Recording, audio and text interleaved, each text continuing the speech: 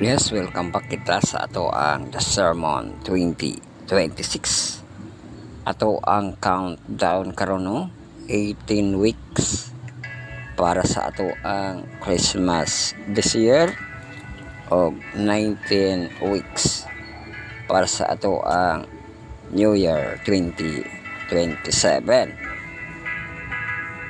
So mao kana ang title sa pagtukan karon is God is particular.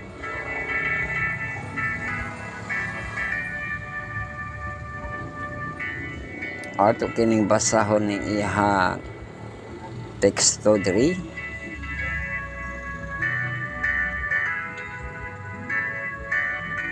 Na amni sa Exodus 34:6 ug 7 og alang sa utlanan dapit sa kasadpan mainyo ang dakong dagat og ang utlanan nini kini mamao ang inyong utlanan dapit sa kasadpan og kini mamao ang inyong utlanan dapit sa amihanan ikan sa dakong dagat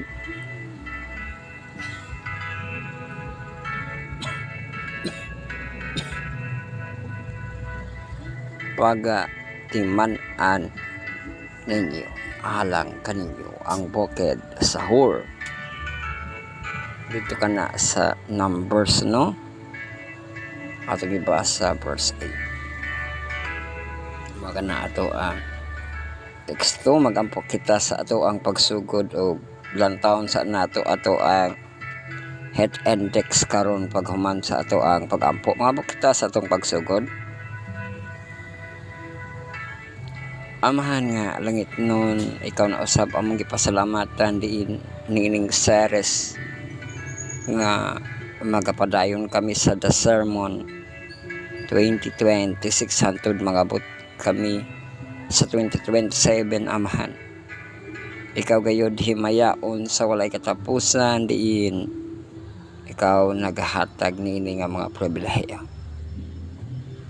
Amo patalinghogan is God is particular nining imong ngalan amahan hinaut ikaw maghatag nini nga katin-awan kalandagan kanamo sa imong pagka-Diyos aron ikaw among madayeg mahimaya ang imuhang kamhanan nga ngalan kay ikaw among Diyos nga amahan nga tuas langit pagabalaanon ang imong ngalan panhi ang imong giharian pagabuhaton kabuton din hisiyuta maingon sa langit hatagi mi karon sa kalanon sa matag adlaw sa luwa kami sa utang kami sa kapasayloman sa kautang kanamo ay mitugyan sa mga panulay hinualuwas sa kami amahan kay mo gayud ang giharian ug ang kahimaya hangtod sa kanturan amen.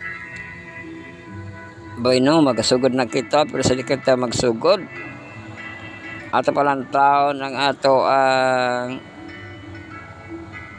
head index no kay suspension paghihapon sa klase sa ato ang lakbayan.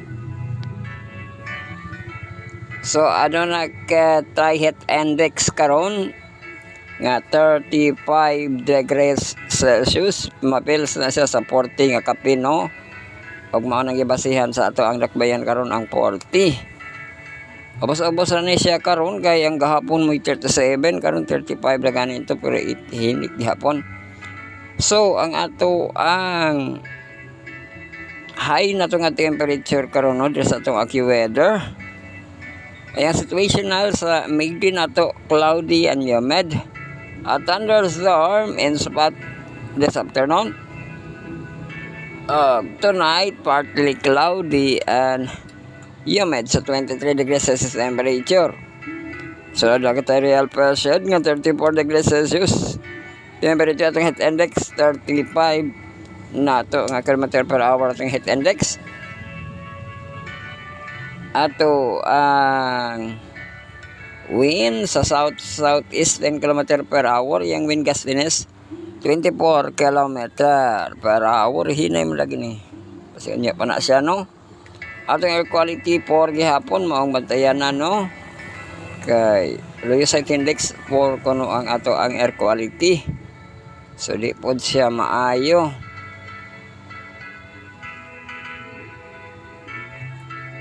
So naabag kaya tayo precipitation, kay daghan na po'y nagpaabot sa precipitation, no? Gaulan dito atong Manila, ang ato ang dakbayan wala. So lago kaya ta sa ato ang pagsugod as God is particular. When we think of God, we realize that His name and His character are portrayed in the Bible. Ano portrait in the Bible sa ato ang gibasa, no? Nga nihatag sa utlanan ang Ginoo sa Exodus 34:6-7. Dito pa sa Numbers. The scripture expresses his attitude toward sin.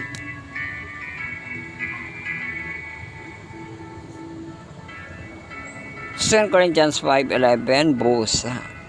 Sana hibaluan namo ang pagkahadlok sa Ginoo kami ng pangabig sa mga tao. Hinuon kung unsa kami kana nasayra na sa Dios. Og akong lauman nga kini nasayra na usab sa inyong kaisipan.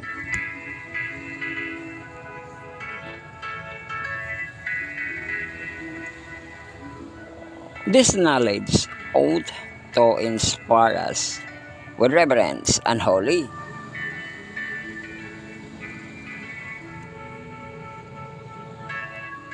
Holy own, pag say own, no? Sa Psalms 4:4, tumendog ka mo nga may pagkurog. Ag dili ka mo magpakasala, makigsulti ka mo sa inyong kaugalingon, kasing-kasing diha sa inyong higdaanan. Og maghelom ka mo, inay sila diha musulti ko sa kasing-kasing, no? Helom ka mo. We ought to learn from angels how to reverence God. This is Isaiah Psalms 103:10. Daigon ninyo sa Jehovah kamo nga mga manlunda niya, nga mga gamhanan sa kalig-on, nga nanagtuman sa iyang pulong, nga nagpatalinghog sa tingog sa iyang pulong. God is ready to be heard in the assembly of the saints, and to be had reverence and awe.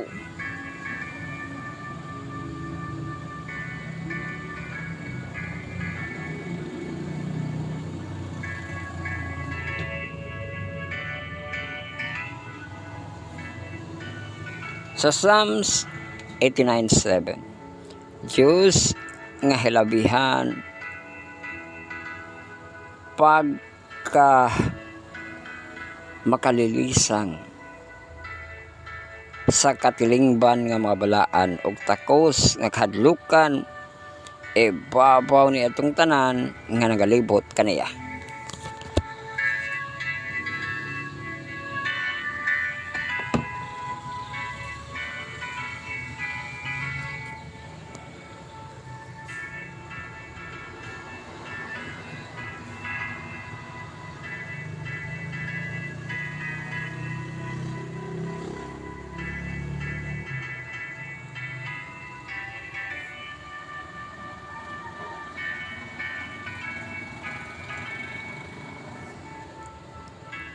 Let him praise thy grand and terrible name.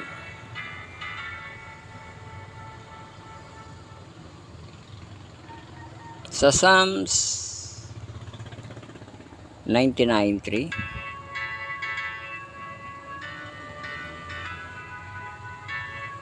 padaiga sila sa imong dako ug makalisang nga ngalan, balaan man siya. Holy and reverence in His name.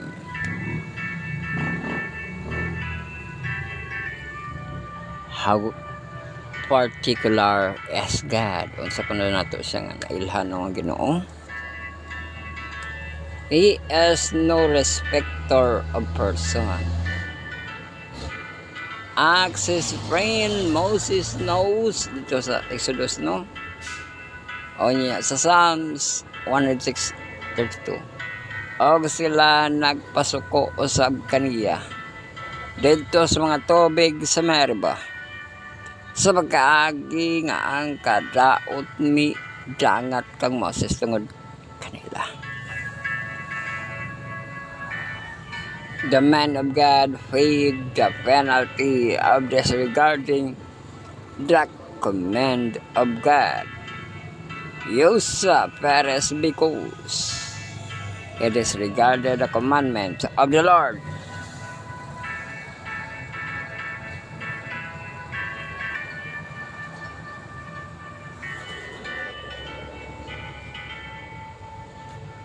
Mabasa din sa 1 Chronicles 39. Og sa diha nga sila nahiabot sa giokan sa Chedon. Giisa ni Usa ang iyang kamot aron sa pagsagang sa arka. Kay ang paka nahidugmo. We are warned on this point. Sa Acts 34, no? Samuel, 1 Corinthians 10:4-11.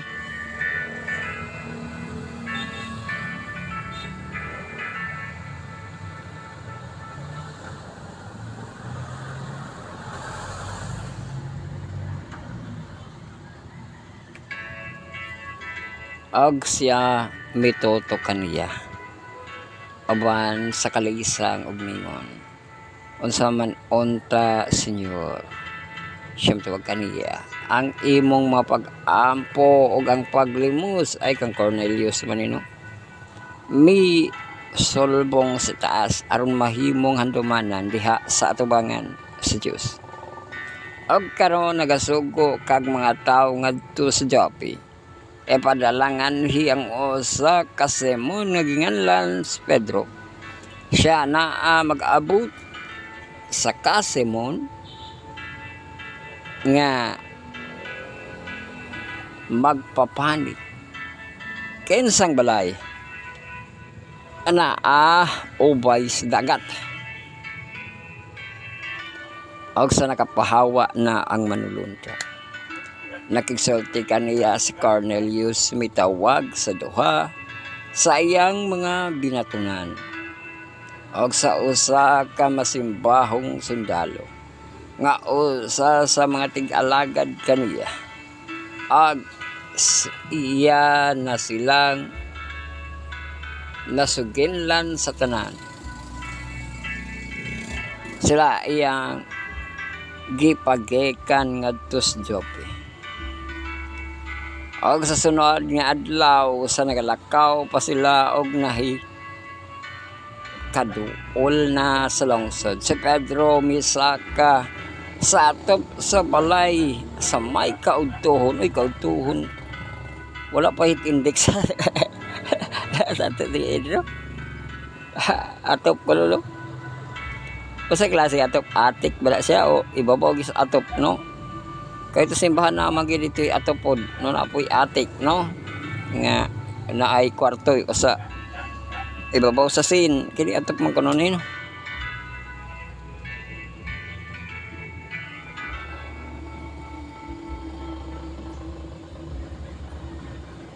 O sa kaudtuhon aron sa pagampo. Og siya mi batig dakong kagutom nangayog makaon. Apan samtang na naghikay pa sila niini. Siya gi panawan. Og yan nakita ang langit nga hilabihan. Og ang sa kabutang nga nagkanaog nga ingon sa usa ka dakong habol nga pinaagi sa upat niini ka mga kanto nga hiniktan kini gitonton paingon siyuta.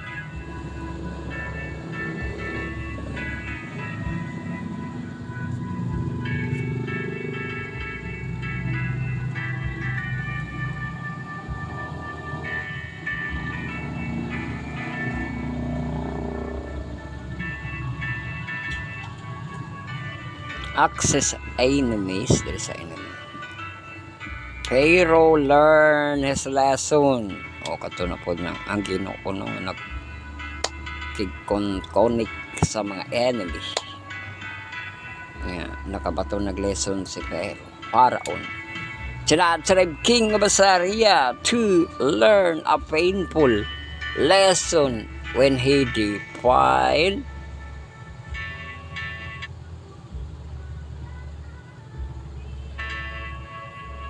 so katong baratamay nila ang Ginoo no.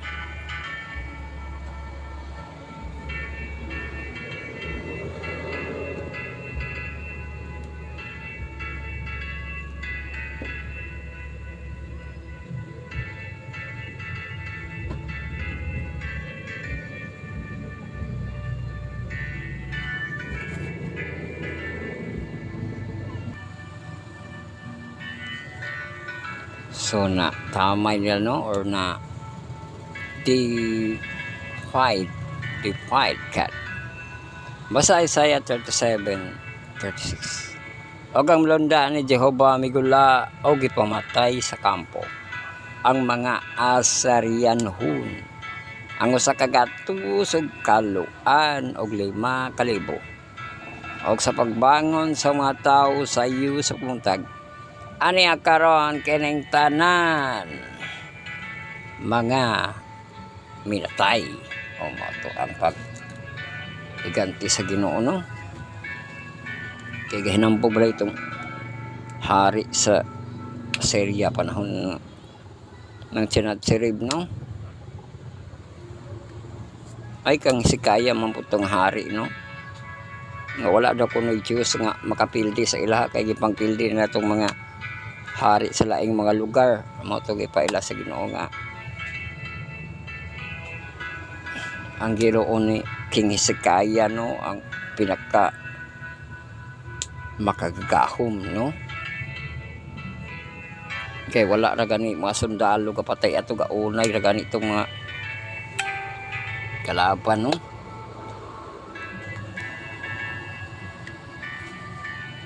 Loving obedience is the law of life. Oh, loving no, which is the law of life. Makulik sa ato ang lesson karon no. Loving obedience, ilang day siya loving lang, ilang pod obedience, loving obedience kuno ang law of life no. Read this reference to see how God looked upon the obedience. O narito sa 1 Samuel 15:23, sa Thessalonians 1:7 of 8, sa 2 Thessalonians. Og nga ang uban kanamo kamo nga ginasakit paghatagan raw niya niyag pahulay sa diha nga ang Ginoong Hesus sa kalayo nga nagadilab igapadayag nagikan sa langit kinuyugan sa iyang gamhanang mga malunda siya magapahamtang og panimalo sa diha kanila nga wala makaila sa Diyos ug kanila nga wala magmasinugtanon sa mayong balita. Mahitungod sa atang Ginoong Hesus. Obedience to the perfect will of God as the aim of the gospel. Obedience of the perfect will no katong labing ang obedience karon na po ang obedience gyapon gasugod to the perfect will of God, ang aim na pod no sa perfect will of God is the aim of the gospel. There is Romans 16:26.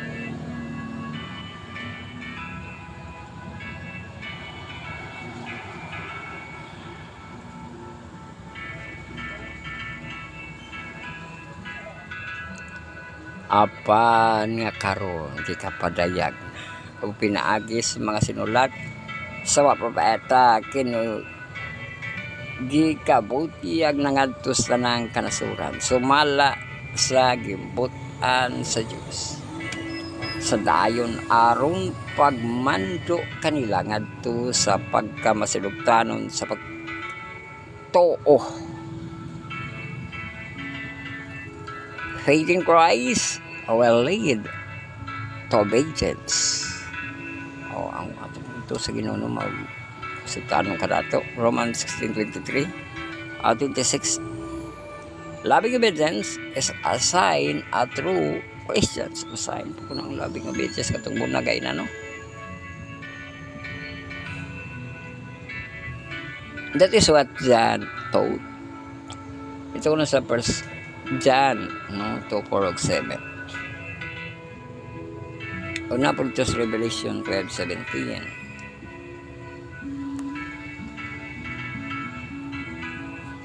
Why the subject o sa ato ang is particular nga nung kanako nga subject. The battle over the claim of the Sabbath of the fourth commandment. Uy, ato arabang topic sa ato ang asing wali no about sa Sabbath no. Daghan sige pang basa. Mga lain-lain nga mga language no. Ug man the battle over the claim of the Sabbath of the fourth commandment. Some people think that the Sabbath of the fourth commandment is not too important. That if we raise on one day and 7, that will be acceptable to God. But read this Bible text to learn how God looks upon partial obedience. Dito kuno sa Matthew 7:21 no o padung sa 26 sa Psalms 50 16-22 Matthew 5:15-20 og ang Mark 7 padung sa 13. The attitude towards God's law determine our true attitude sila ka ang God's law determine sa true attitude no toward God's sa Isaiah 20. Another person to 4:7.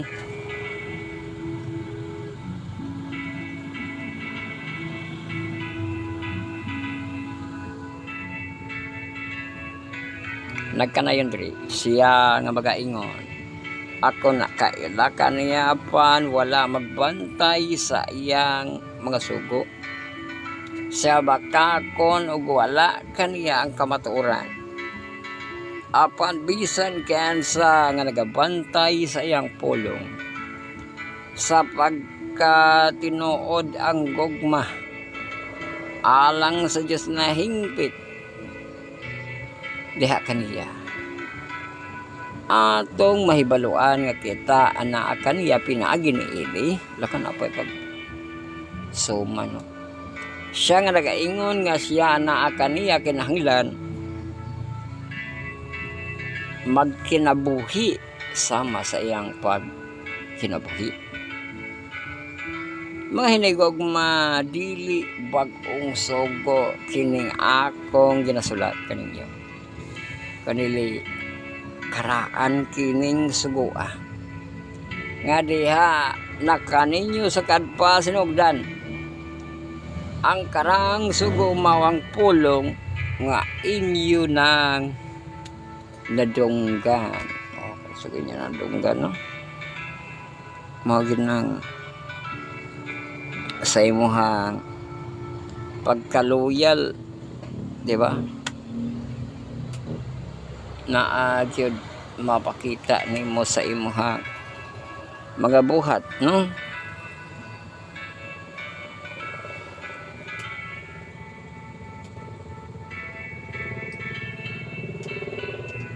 Kay diri nga ang nakaila kuno sa Dios no apan wala magbantay sa iyang mga sugo no? Kay kung di ka magbantay sugo manilapason man ka no di gud makita nga loyal ka kanang nagrespect ka sa imuhang gipakahalandon, no? So naagi pagsunod sa rules and regulation, di ba no? Para gyapon na teacher nga mutuo ka sa teacher, no? Mingo ka nga, ma'am, mutuo man ko sa imo, ma'am. O iya, gasigir kag pabadlong sa eskwelahan, di ba? So dili makita, no? Bakakon ka, manang kuan diha bakakon ka, no? Ang kinalasan diri nga magkinabuhi gid gani, di ba?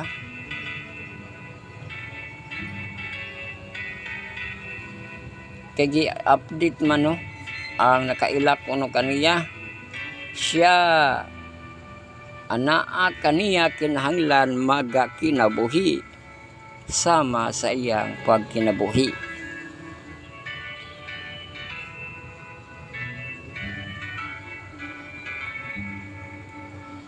The history of God, ancient covenant people hold some very important lesson for God's modern people.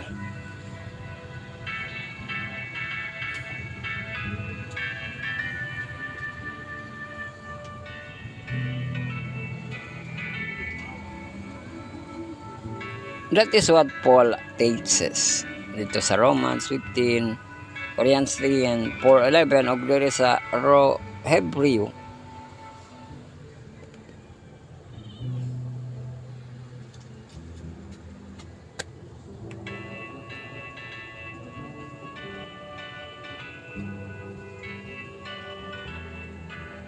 Sa atang Hebreo 4:1-11.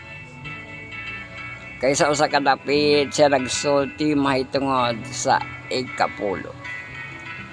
Sa adlaw sa ingon ini nga paagi. Og sa ikapito kaadlaw ang Dios mipahulay gikan sa iyang tanang mabuhat. Og usab nining dapita siya nag-ingon dili gayud sila makasulod sa akong kapahulayan. Basta sanglit aduna may pipila nga nagkasulod panini. Og sanglit kadtong mga gikawalihan kanhi sa mayong balita wala man managpakasulod ni tungod sa ilang pagkamasupilon.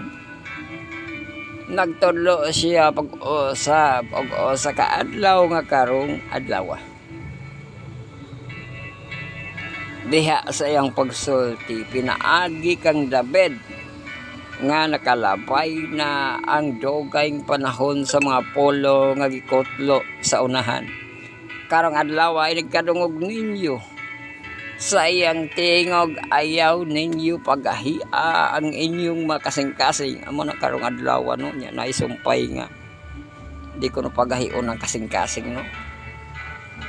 Kay kon si Josue nakahatag pa kanilang pahulay ang Diyos dili na lang unta maghisgot og lain pang adlaw busa nagpabelan pa di ay ang usa ka kapahulayan nga gitagana alang sa mga tao sa Diyos.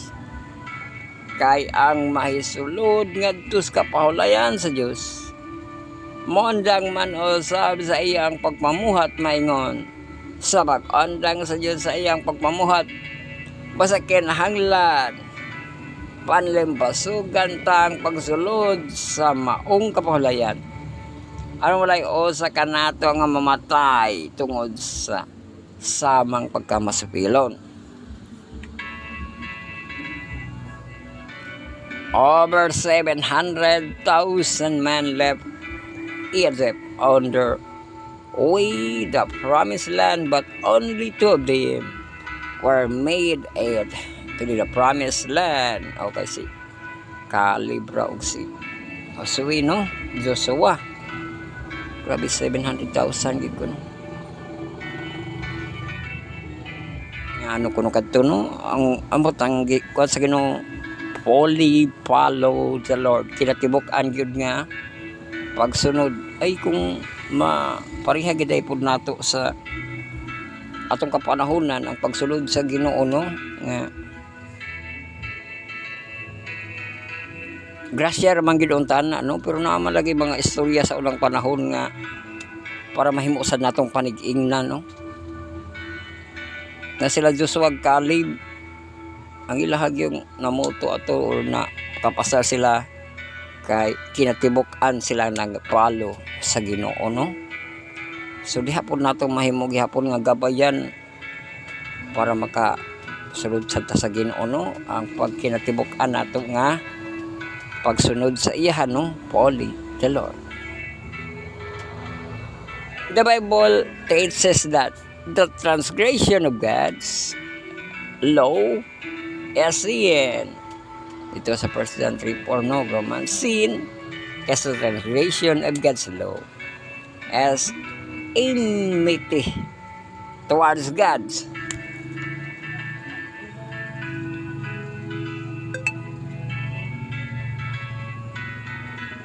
O balik tanining the wages of sin is death. Grabe gid ang pagkinabuhi nato sa kalibutan, no? Urag business, di ba, no?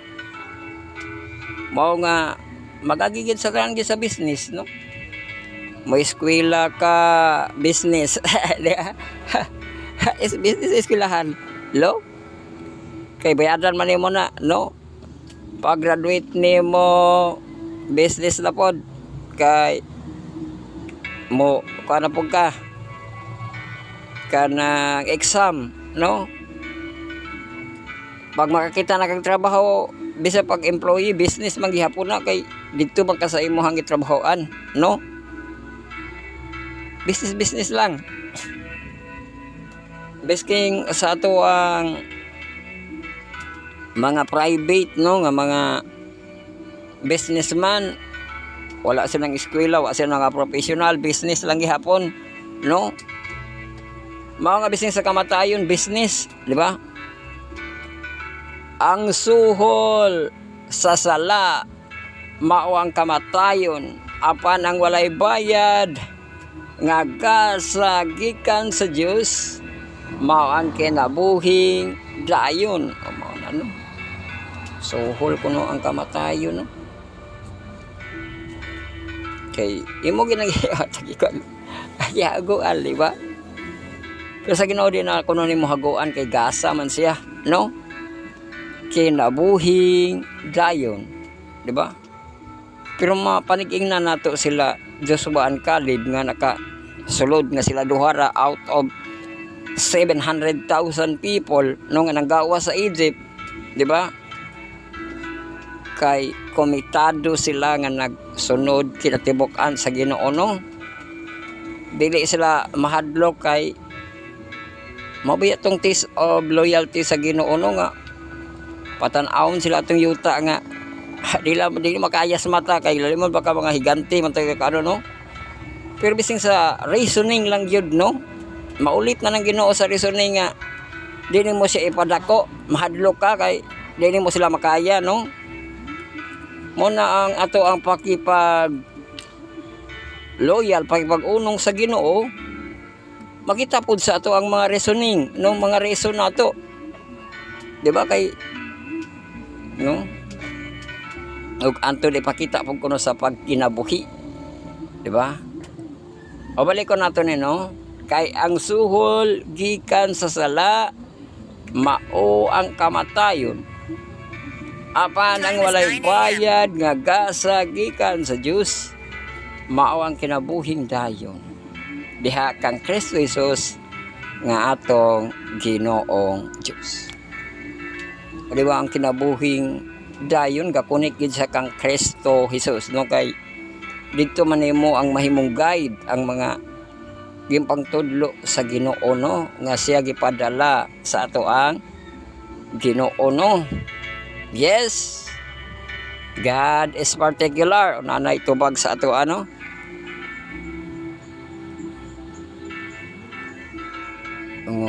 Particular gyud kuno ang Ginoo. So ato kining ipa-AI, no, ang particular. The word particular means a specific item o specific, no?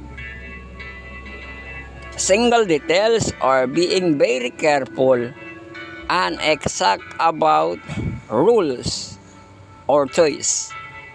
Its function as adjective to point out one direct things, or as a noun, open, plural, and particulars, to mean individual fact or pieces of information. So na uses there is a specific referring one a distinct person, things, or keys rather than the general whole.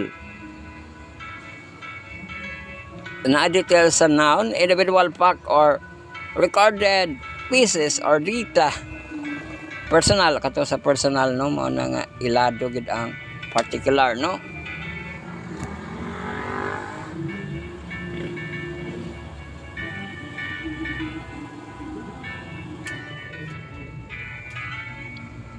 Sa Psalms 19:1 og 6, padulong, ang mga langit nagapahayag sa himaya sa Diyos, og ang hawa nagapadayag sa buhat sa iyang makamot. Ang adlaw ngadtos adlaw nagapamulong, ug ang gabi ngadtos gabi nagapadayag sa kinaadman. Walay sinultihan ni pinulungan, ang ilang tingog dili donggan, sa tibuok nga yuta megula ang ilang lakid. O sa kinatomyan sa kalibutan ang ilang mga pulong, diha kanila gibutang siya nga usa ka balong-balong sa adlaw, nga ingon sa usa ka kasulunon nga nakapagulagi kan sa iyang daanan, og nakakalipay siya ingon nga usa sa taong kusgan sa pagdalagan sa iyang dalaganan. Gikan sa usa ka kinatomyan sa mga langit, mao ang iyang paggikan, ang iyang paglibot ngadto sa kinatomyan ini, walay bisan unsa nga natago gikan sa iyang kainit.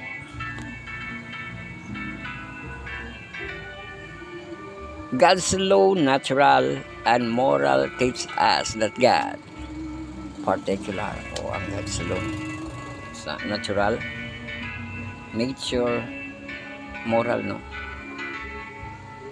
The date of Christ emphasize how particular God, o ang pagkamatay ni Jesus Christ, no?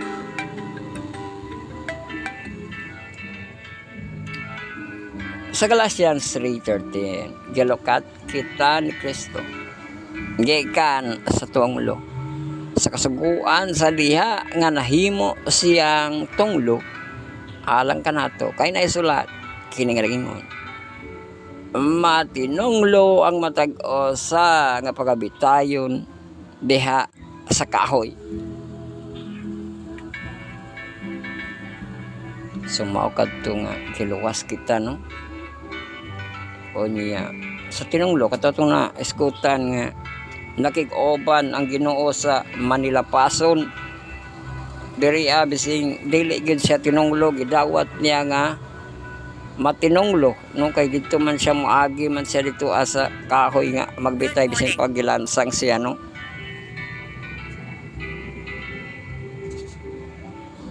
Sumao nang di basta-basta ang iyang gugma, no. Gilukat kita ni Kristo gikan sa tunglo, sa kasuguan sa diha nga nahimo siyang tunglo alang kanato nga kay naisulat kini nga ingon, matinunglo ang matag-o sa nga pagabitayon diha sa kahoy. Sumao tong pagtubos gid sa Ginoo kanato, no.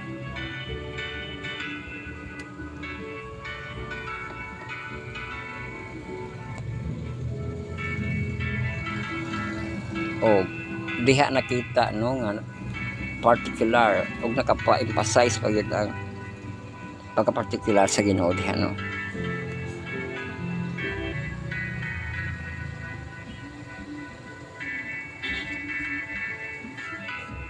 So diha na kita natapos sa ato ang pagpamalandong sa atong sermon 2026 no isgat as particular o mo to ang particular kay na manunubos siya kanato no. Kita magita tong mga tinunglo pero gidawat niya nga siya para maluwas kita. So magampo kita sa atong pagtapos.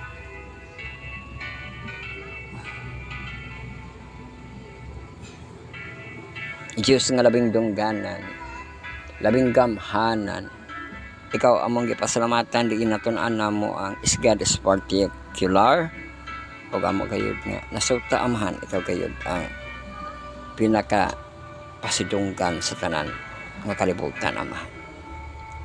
Kay ikaw gayud ang Diyos ang amahan nga amo ang maglalalang nga nahigugma sa kalibutan nagihatag ang bugtong anak.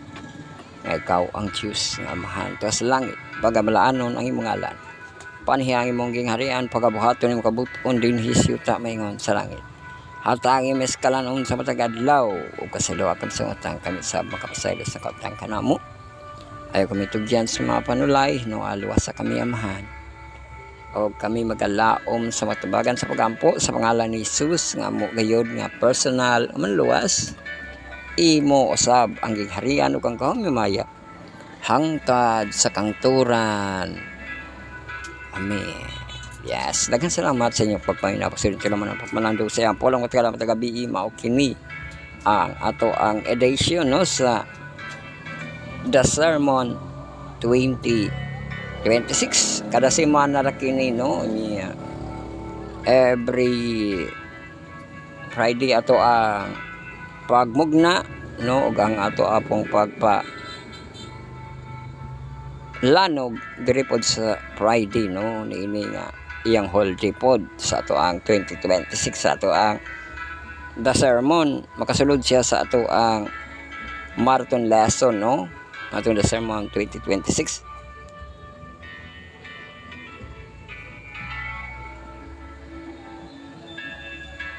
So, diri kita nagaalayon sa ato ang ikatulo kini nato nga semana sa ato ang July ug nakitay sa atong channel ang ato ang My Journey with God nga Kids Edition sa sunod na siguro ang ato ang man edition na pod no sa ato ang panghamtong na pod nga My Journey with God ug nakita series pod sa ato ang Charles Feeds no sa atong wali sa atong asi nga gabi-gabi pod no. So inyo pong sabaybayan so hantod na usab sa sunod nga mga higayon no sa ato ang mga episodes nining 2026 sa ato ang The Sermon 2026 og may adlaw sa tanan og tilaygon ang Diyos.